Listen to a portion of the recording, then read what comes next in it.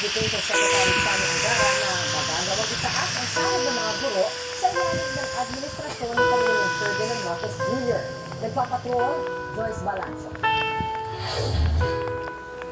16 na taong nalubog sa utang ang public school teacher na si Teresita Molina.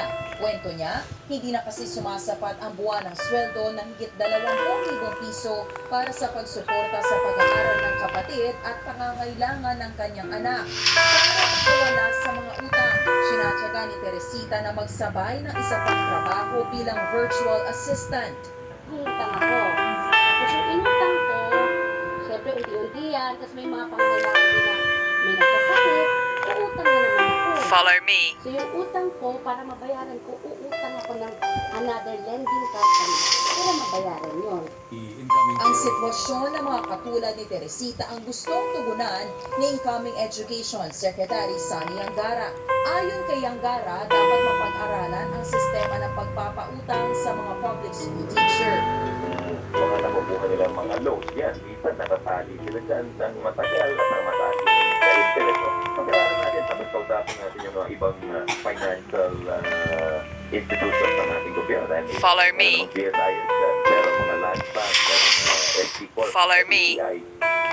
Follow Ayon me. Sa Senador, isusulong niya na taasan ang sahod ng mga guro. I'm confident in the next few years, hindi ko lang alam kung this year or next year, meron magkakaroon yan ng pagtaas ng sweldo ng ating mga teacher. Tingin ko, dito sa loob ng termino ni Pangulong Marcos, magkakaroon Follow me. pagtaas ng sweldo ng ating mga teacher.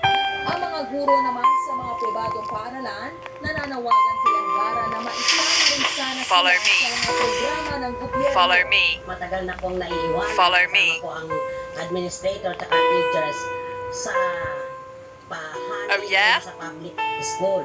Kami po sa private school, naiiwanan po kami when it comes to teachers trainings, loan programs, scholarship, at saka mga tax relief.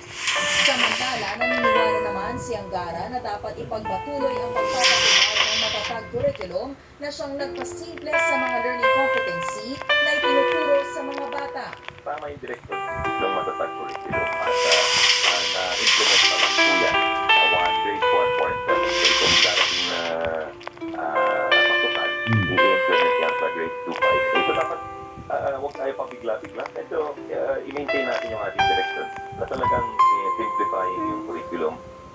Samantala, may paalala naman ang DepEd sa mga pampublikong paaralan ngayon nagpapatuloy ang enrollment. Ang tinututukan natin is yung, of course, yung no collection policy natin. So gusto nating palalahanan ang ating mga magulang na meron tayong no collection policy. So pag merong gusto mong Alright. ng kung ano mga fees sa kanila, huwag po silang unang-una, huwag silang magbigay. At pangalawa, huwag silang mag-atubiling ireklamo. Bawal din obligahin ang mga magulang na bumili ng mga gamit para ipandagdag sa pangangailangan ng paaralan. Joyce Balancho, ABS-CBN News. Naglabas na ng price guide para sa mga food supply sa Department of Trade and Industry para sa nananatid na muling pagbubukas ng mga klase. Ayon kay Trade Secretary Stop. Pascual, layunin ito na magabayan ang mga consumer at magkaroon ng pagkakataong bumili ng mga bibilhing gamit sa eskwelahan na swak sa kanilang budget. Ayon sa DTI, Follow me. mula sa mayroon isang daang stock using unit, ang pare-pare ng presyo mula sa nakarang taon habang 28 ang nagtaas at siyang items naman ang nagbaba ng presyo.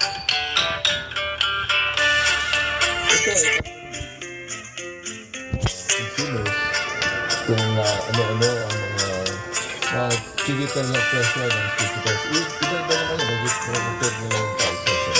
So, may choice sila to go for the lower price.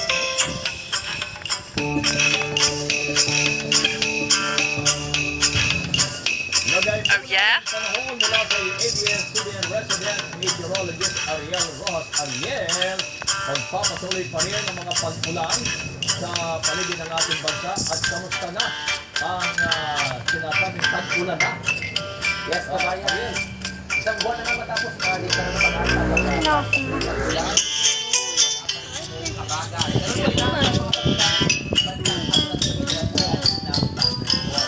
Bukod sa walang kabagan, wala rin po tayong aasahang bagyo sa ating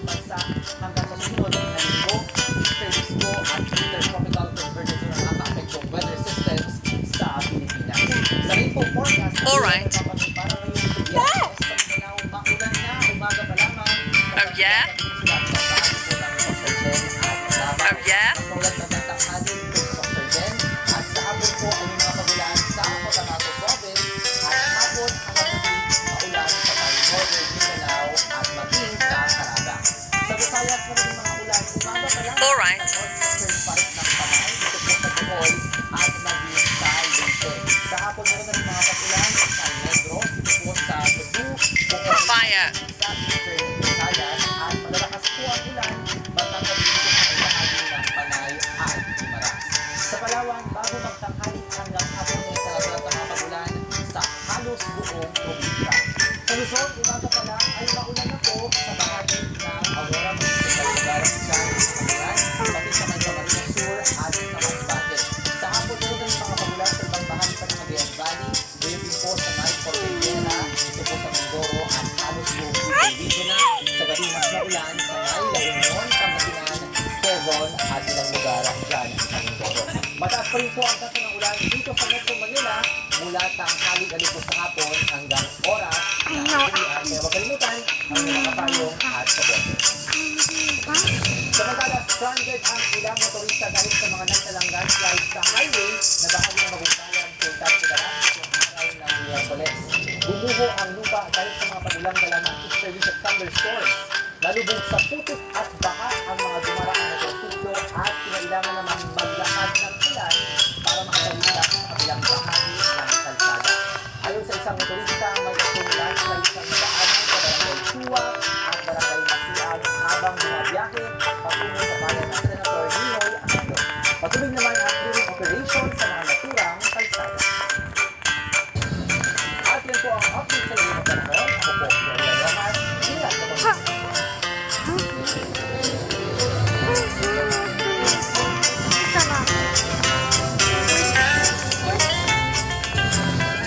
Ginulat ng Gilas Pilipinas ang daigdig ng basketball matapos silang talinin ang World Number 6 ng Latvia sa FIBA Olympic qualifying tournament.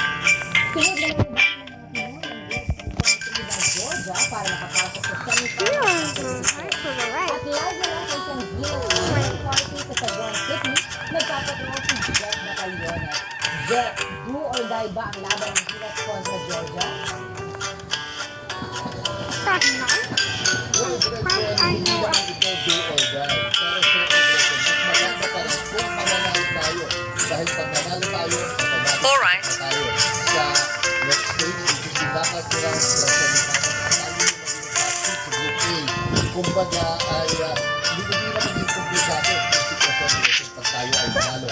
Well, pag tayo naman ay natalo, Gretchen, well, diyan na ngayon papasok yung coaching system at doon natin malalaman kung paano ang magiging tsansa pa ng Gilas Pilipinas. Umpisa pa lang ng laro, ganado na ang Gilas kontra World Number 6 na Latvia. Lumamang pa ng 26 puntos ang Pilipinas bago nagrally ang kalaban sa third quarter para maitikit ang score. Doon na nabuhay ang fans ng Latvia dahil sa home court nila ginawa ang laban. Pero nagpakita ng kakaibang composure ang Gilas. Ang final score, 89-80. 26 puntos ang Alright. score ni Justin Brownlee habang nag-ambag si Kai Soto ng 18 points at 8 rebounds. Makasaysayan ang panalong ito Oh, yeah? dahil higit 6 na dekada na noong huling beses na nanalo ang Pilipinas Alright. kontra sa isang European country sa isang opisyal na FIBA competition basketball. Ito ay kontra Spain noong 1960 Olympics. May tatlong Oh, yeah? posibleng senaryo para sa Gilas Pilipinas kontra Georgia na may 2 NBA players at kasalukuyang number 23 sa FIBA ranking. Pag manalo ang Gilas, pasok na sila sa semifinals bilang number 1 team ng Group A at makakalaban ng Pilipinas ang number 2 team ng Group B. Pag natalo ang Pilipinas hanggang 18 points, pasok pa rin sila dahil sa quotient system. Pero number 2 team na sila sa Group A at makakalaban ang top team ng Group B. Pag natalo ang Gilas ng 19 points o higit pa, tanggal na ang Pilipinas. Kaya todo dasal ang fans na manalo ang Pilipinas kontra Georgia at sa mga susunod na laro ng Olympic qualifiers para makapasok ulit sa Summer Games matapos ang 52 taon. Samantala, binati ni Pangulong Marcos ang kanilang panalo kontra Latvia. Sa social media, sinabi ng Pangulo na suportahan ng sambayanan ang team. Target itong makapasok sa Olympics. Okay, Gretchen, pag tayo ay pumasok sa semifinals, medyo mabigat din yung ating makakatapat is either Brazil or yung Montenegro. Yung Montenegro ay malakas na NBA player doon. And sa mga gusto nga manood dito sa viewing party sa San Juan, ay pwede silang pumunta dito sa Edocoin Arena.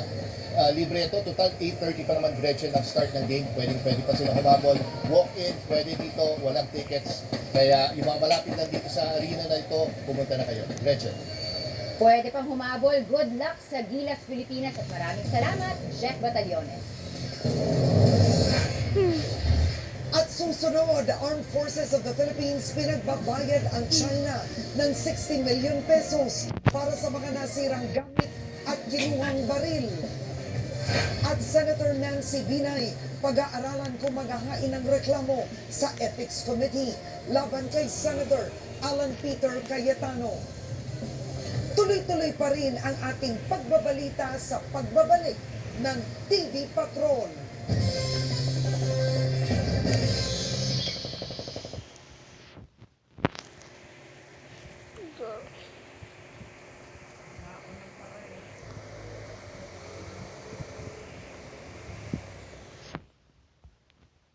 Magbubukas na ang legendary bahay ni Kuya.